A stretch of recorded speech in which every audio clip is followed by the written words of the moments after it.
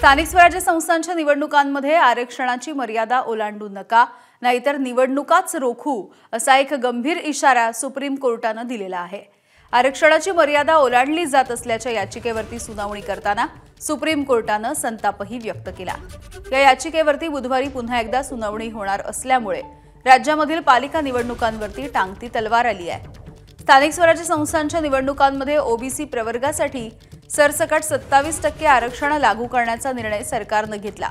त्यामुळे अनेक महानगरपालिकांमधल्या आरक्षणाची 50%ची मर्यादा ओलांडली जात असल्यामुळे सुप्रीम कोर्टाकडे याचिकेच्या माध्यमातून लक्षही वेधून घेण्यात आलं।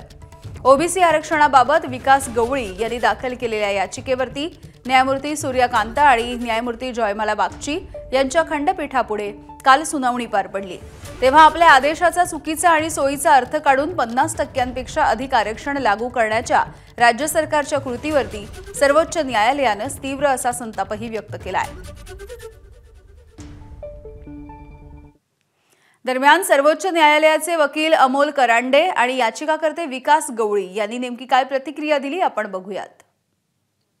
ओबीसी प्रवर्गातून निवडून येणाऱ्या सर्व उमेदवारांना भविष्यामध्ये त्यांची 289 लोकांची ज्या पद्धतीने पद गेली त्या पद्धतीने या 4300 लोकांची सुद्धा उद्या त्यांच्या डोक्यावर टांगती तलवार राहणार आहे किंवा त्यांची पद जाण्याची शक्यता नाकारता येत नाही।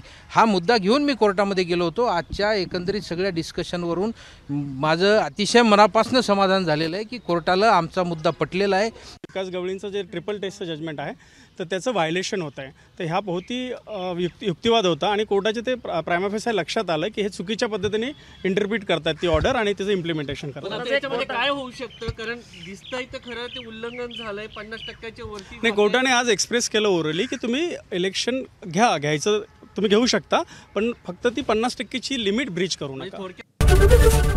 एबीपी माझा, उघडा डोळे बघा नीट।